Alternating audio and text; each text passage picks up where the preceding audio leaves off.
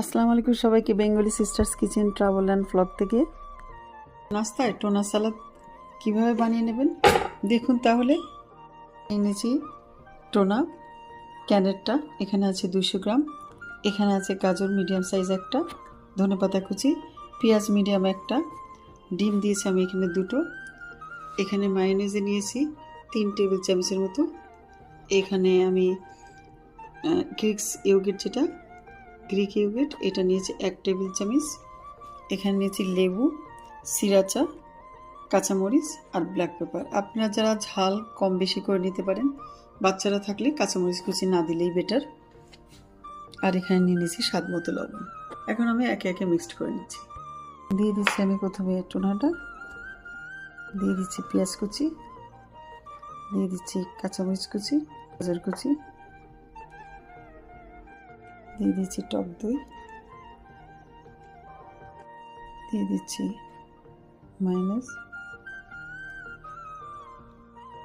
দিয়ে দিচ্ছি সিরাচা, এটাও চাইলে আপনারা অ্যাভয়েড করতে পারেন যাদের ছোট বাচ্চা আছে, দিয়ে দিচ্ছি ধনেপাতা, স্বাদ মতো লবণ, দিয়ে দিচ্ছি ব্ল্যাক পেপার, দিয়ে দিচ্ছি লেবুর রস। এগুলোকে ভালো করে মাখিয়ে নিতে হবে।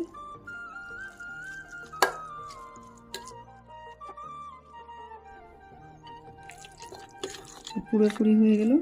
আমি এর মধ্যে আরও 1 টেবিল চামচ মায়োনেজ অ্যাড করেছি। লাস্ট ফিনিশিং আমি দিয়ে দেবো এখন ডিম কুচিগুলো।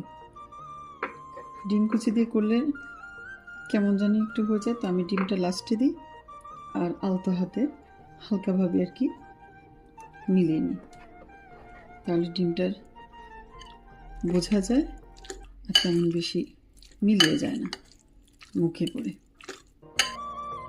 আপনারা যদি চান অন্য কিছু দেবেন না, তাহলে পেঁয়াজ, কাঁচামরিচ, ধনেপাতা দিয়েও আর মায়োনেজ একটু দিয়েও এটাকে করতে পারেন। সেই স্বাদটাও খারাপ হয় না, ভালোই হয়।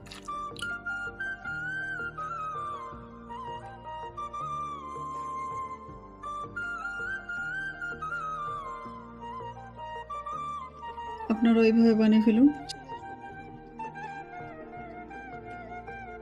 এরকম বক্সে করে আমি 3 দিন রেখে দিই, 4 দিন খেতে পারি। 3-4 দিন আপনারা বক্সে করে ফ্রিজে রেখে দিবেন, তাহলে খেতে পারবেন।